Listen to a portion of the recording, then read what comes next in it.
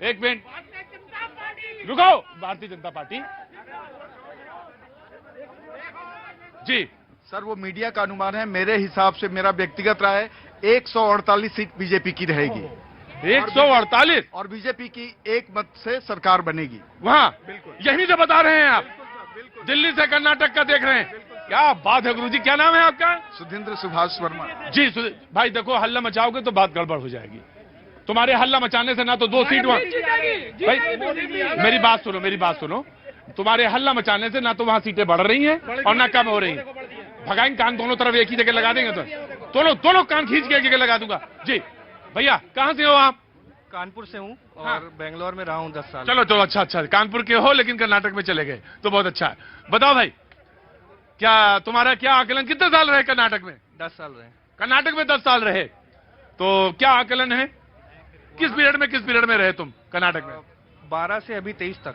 12 से 23 तक। तो मतलब मोटे तौर पे बीजेपी का शासन देखा, तो लगता क्या है कि वहां पे इस बार क्या होने वाला है, क्या मुद्दे रहेंगे? वहाँ की जनता थोड़ी वॉलेटाइल है और बीजेपी ने डेवलपमेंट किया है, बट जेडीएस और कांग्रेस का मिलके हो सकता है कुछ।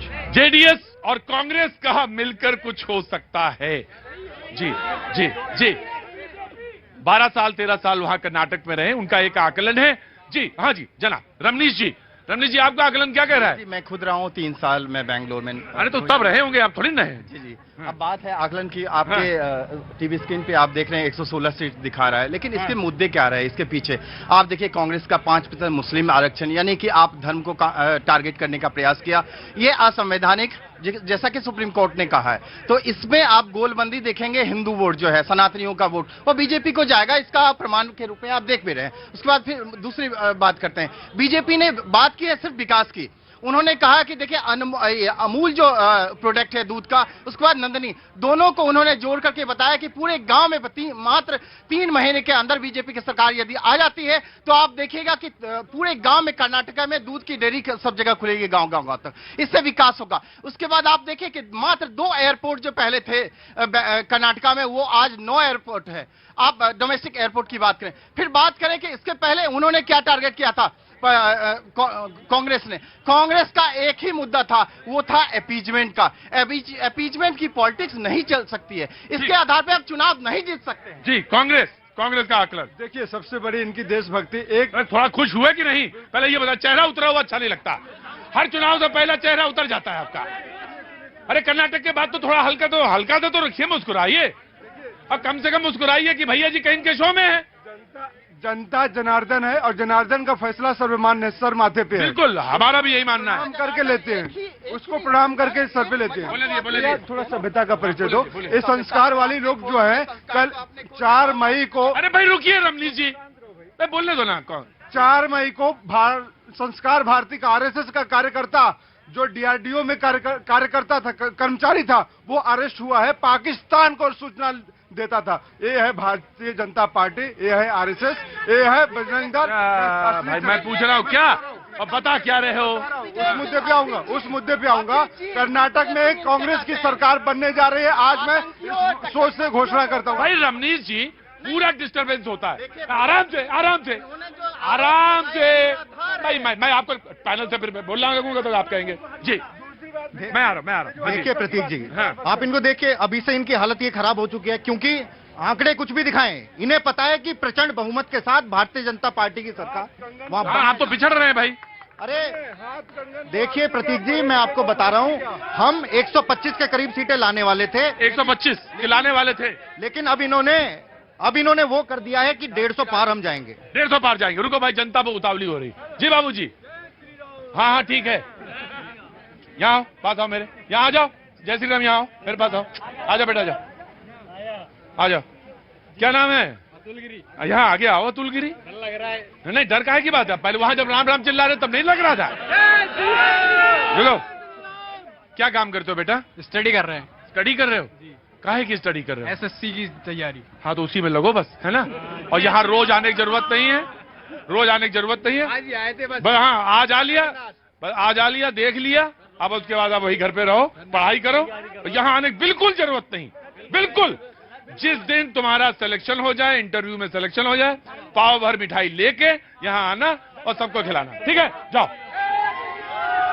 जी। अभी बीजेपी के प्रवक्ता कह रहे थे कि अरे हमने तो 40% लिया, ये तो 85% लेते थे। मतलब ये कोई मुद्दा नहीं रहा भ्रष्टाचार का क्या?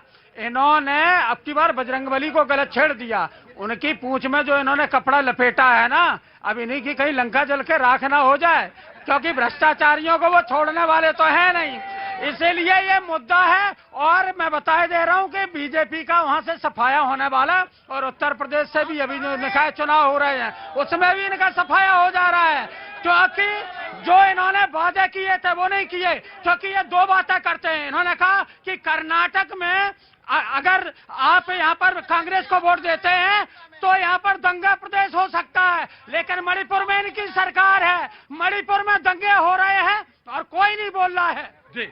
देखिए, पहली बात तो कर्नाटक में आपका कोई अस्तित्व नहीं है। जिस एक प्रदेश में आप लड़ते हैं वहां से भी आप साफ हो चुके हैं। देखिए, दूसरा, ये बहुत रामचरितमानस सुनाते हैं, लेकिन हमारे वेदों में भी लिखा है कि अधर्मी कितना भी वेदों को पढ़ ले, रामचरितमानस पढ़ ले, उसका कुछ नहीं हो सकता। उसका सबसे बड़ा उदाहरण जो है वो समाजवादी। नहीं, अधर्मी नहीं, नहीं, अधर्मी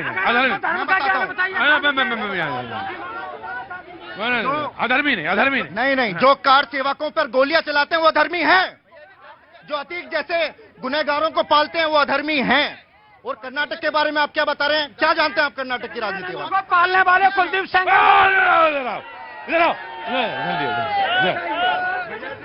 रुको, जल्दी कूल डाउन जी। देखिए, जब समाजवादी पार्टी कर्नाटक के बारे में बात करती है वो बड़ा ही हास्यास्पद है, क्योंकि आप कितनी सीटों पे लड़ रहे हैं, कितना आपका वोट शेयर है, क्या बताएंगे? आप उत्तर प्रदेश की बात करिए ना। 2017 और 2022 में आपका सुपड़ा साफ क्यों हुआ? आराम से, वन बाई वन। जी, मैं आया। रुको चौधरी साहब आओ। चौधरी साहब, सॉरी, बहुत देर से आया मैं। अंदर ही आएंगे क्या? कोई बात नहीं जी। बोलिए चौधरी साहब, कहाँ से आए पहले बताइए। मैं जी झज्जर हरियाणा से आया। झज्जर हरियाणा, बहुत अच्छा, सुंदर जगह है झज्जर हरियाणा। हाँ जी, जो सामाजिक मर्यादाओं के विषय में ब्रेक से पहले प्रकरण भी था, और मेरा जो कुछ पूछना था वो भी उसी में आ जाएगा। हाँ। मैं 2 प्रश्न करता हूँ, एक तो बताता हूँ मैं। जल्दी बोलिए कि कर्नाटक का मामला, रेलगाड़ी वहीं रुकी है। हाँ, जो बोला था महापुरुषों का राजनीति के अंदर क्या कार्य है, उसका एक मैं प्रमाण देता हूँ। वेद के मंत्र का भाष्य बोलता हूँ। विद्या की शिक्षा की वृद्धि करने वाला, शुभ गुण कर्म स्वभाव युक्त, राज्य की रक्षा के लिए यथा योग्य ऐश्वर्य का बढ़ाने वाला, धार्मिकों को रक्षा करने वाला, ईश्वर उपासक ही नेता होना चाहिए। और ये प्रमाण सबके लिए, पूरे समाज के लिए है।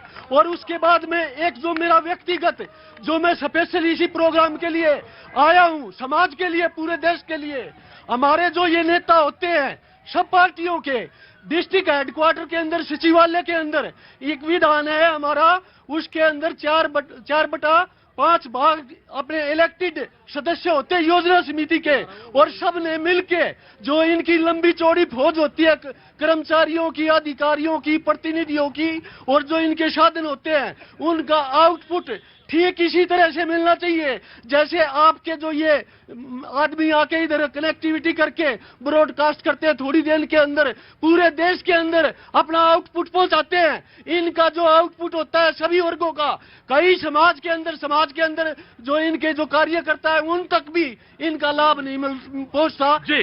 यानी जो योजनाएं हैं सरकार की, जो सरकार की योजनाएं हैं, जो कार्यकर्ता हैं वो निचले स्तर तक उस योजनाओं के बारे में बताएं, और ये समाज के हर स्तर तक, लेवल तक जाए। ये जो बात आपने बोली, चलें जी।